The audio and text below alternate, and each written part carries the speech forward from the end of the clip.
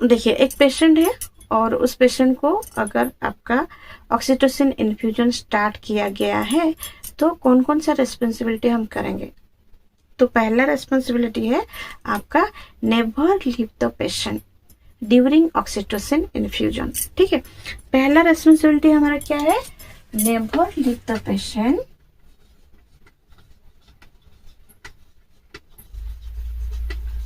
never leave the patient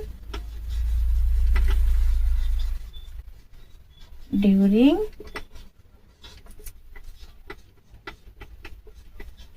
oxytocin infusion. ठीक है, तो पहला रिस्पॉन्सिबिलिटी हमारा क्या है, जब हम ऑक्सीटोसिन पेशेंट को दे रहे हैं तो पहला रिस्पॉन्सिबिलिटी जो नर्सेस का है वो क्या है, never leave the patient during oxytocin infusion. जब भी आप ऑक्सीटोसिन इन्फ्यूजन पेशेंट को दे रहे हैं तो आप पेशेंट को कभी छोड़ के नहीं जाएंगे। ठीक है, छोड़ के जाने से बहुत सारा प्रॉब्लम हो सकता है, क्योंकि देखिए ऑक्सीटोसिन जो है वो यूट्रस को क्या करता है, कॉन्ट्रैक्ट करता है, कॉन्ट्रैक्शन होता है। ठीक है, तो पेशेंट को कुछ भी प्रॉब्लम हो सकता है, ऑक्सीटोसिन के कारण फीटल डिस्ट्रेस भी हो सकता है। ठीक है, तो इसीलिए जब भी ऑक्सीटोसिन चल रहा है इन्फ्यूजन पेशेंट को तो आपको या मीन्स नर्सेस को पेशेंट को छोड़ के नहीं जाना चाहिए। ठीक है, ये है आपका पहला responsibility, never leave the patient during oxytocin infusion. ठीक है, मुझे पता है कि आपका बहुत सारा काम रहता है, लेकिन फिर भी पेशेंट को क्लोज ऑब्जर्वेशन में रखना चाहिए। ठीक है, second responsibility, nursing responsibility during oxytocin infusion. Second responsibility is maintain accurate oxytocin infusion। ठीक है, तो सेकेंड रिस्पॉन्सिबिलिटी क्या है ऑक्सीटोसिन इन्फ्यूजन में। पहला तो आपने यहाँ पे देखा कि अगर पेशेंट को ऑक्सीटोसिन इन्फ्यूजन चल रहा है तो आप पेशेंट को छोड़ के नहीं जाएंगे, मींस जो नर्सेस है वो पेशेंट को छोड़ के नहीं जाएंगे। तो सेकेंड जो है रिस्पॉन्सिबिलिटी क्या है, मेंटेन एक्यूरेट ऑक्सीटोसिन इन्फ्यूजन। आपको एक्यूरेट ऑक्सीटोसिन इन्फ्यूजन देना चाहिए। ठीक है, मींस अगर डॉक्टर ऑर्डर किए हैं कि आपको 2 यूनिट देना है तो आपको 2 यूनिट देना है। ठीक है, और अगर आपको ऑर्डर किए हैं 1.5 यूनिट देना है तो आप 1.5 यूनिट ही देंगे, उससे ज्यादा नहीं देंगे। और आपको जो इन्फ्यूजन रेट, ठीक है, इन्फ्यूजन रेट भी आपका ड्रॉप्स पर मिनट ठीक होना चाहिए। आप काउंट करेंगे, वॉच देखेंगे, ड्रॉप पर मिनट काउंट करेंगे और फिर चेक करेंगे ऑक्सीटोसिन कितना मिली यूनिट जा रहा है। ठीक है, जितना ऑर्डर है उसी हिसाब से आप चलाएंगे। तो ये है आपका मेंटेन एक्यूरेट ऑक्सीटोसिन इन्फ्यूजन। ठीक है, सो थर्ड रिस्पॉन्सिबिलिटी आपका है monitor the uterine contraction. Third responsibility क्या है, थर्ड रिस्पॉन्सिबिलिटी है मॉनिटर द यूट्राइन कॉन्ट्रैक्शन। ठीक है, थर्ड रिस्पॉन्सिबिलिटी, जब पेशेंट को ऑक्सीटोसिन ट्रांसफ्यूजन हो रहा है, ठीक है, सॉरी, जब पेशेंट को ऑक्सीटोसिन इन्फ्यूजन हो रहा है तब आप क्या करेंगे, मॉनिटर द यूट्राइन कॉन्ट्रैक्शन। ठीक है, जो यूट्रस का कॉन्ट्रैक्शन है उसको आप मॉनिटर करेंगे।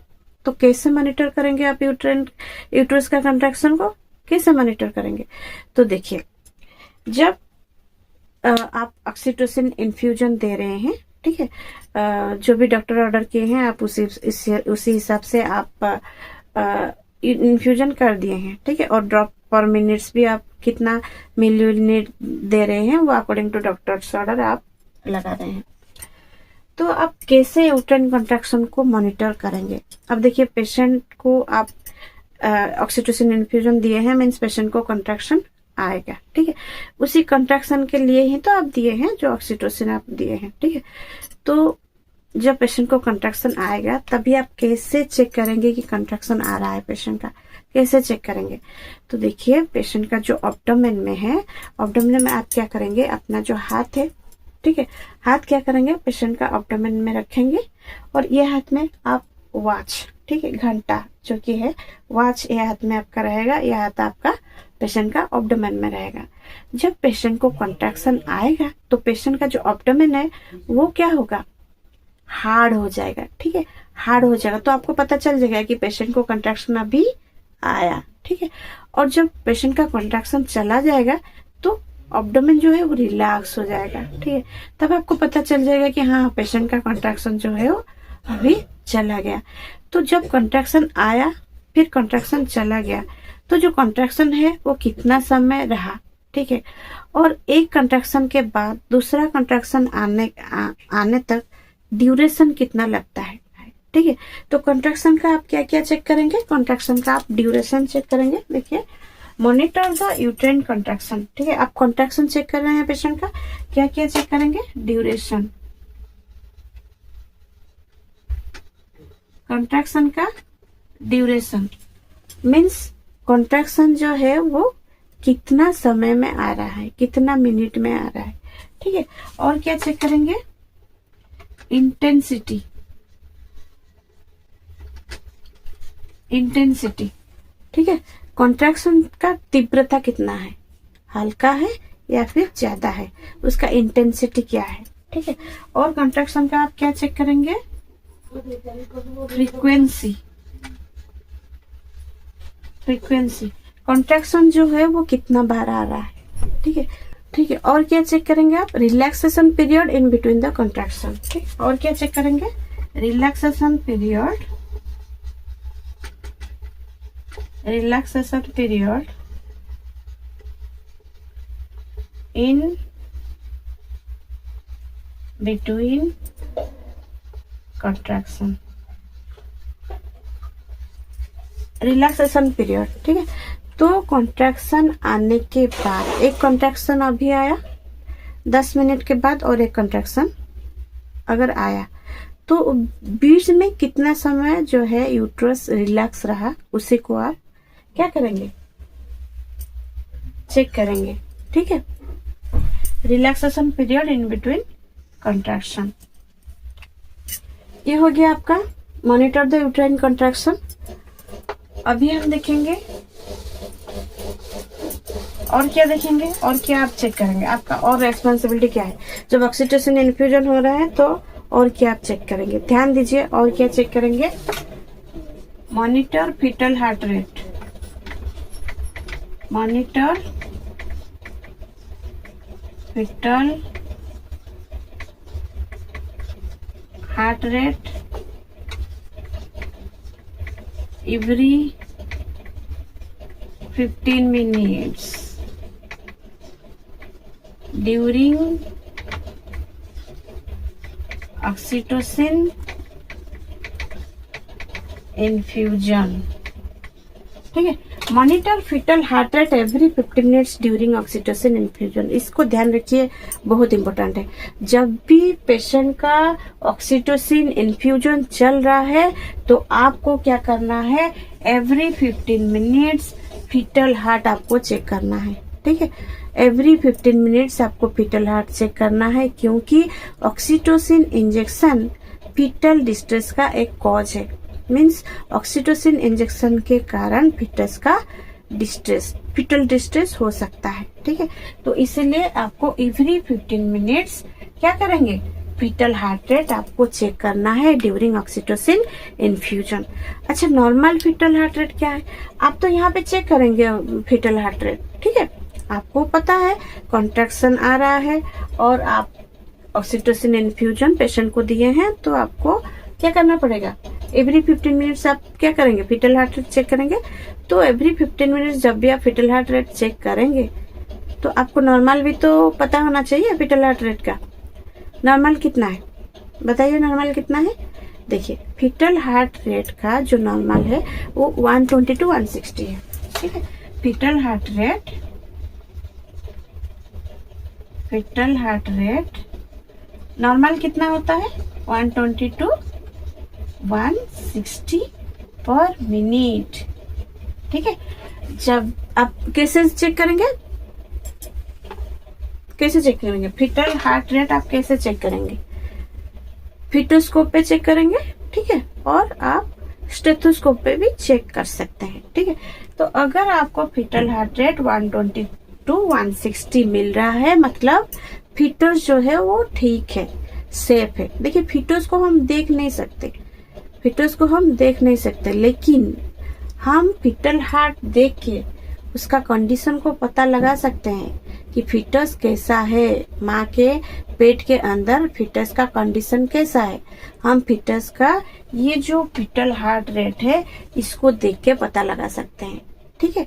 तो जब 120 to 160 पर मिनट फीटल हार्ट रेट है तो मीन्स फीटल जो है मदर काउ में सेफ है, ठीक है, कुछ प्रॉब्लम नहीं है। लेकिन अगर फीटल हार्ट रेट आपको 120 से बिलो मिला, मीन्स आपको अगर फीटल हार्ट रेट 100, ठीक है, फीटल हार्ट रेट अगर आपको कितना मिला, 100 मिला, तो समझ लीजिए फीटस का प्रॉब्लम हो सकता है।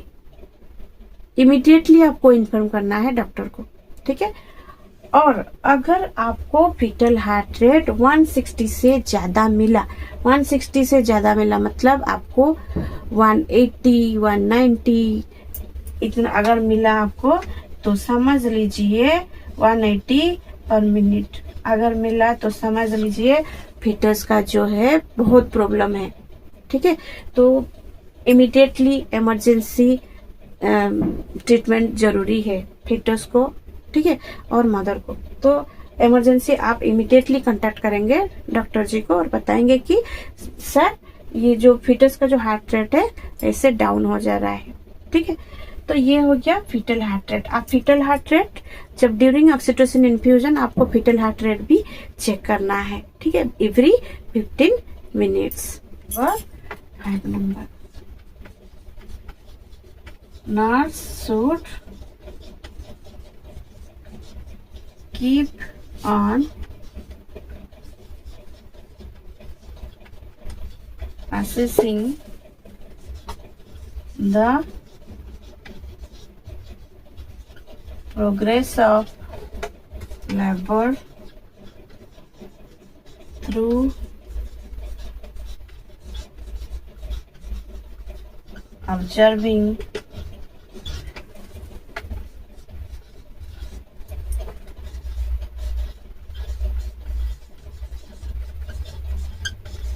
descent of the head,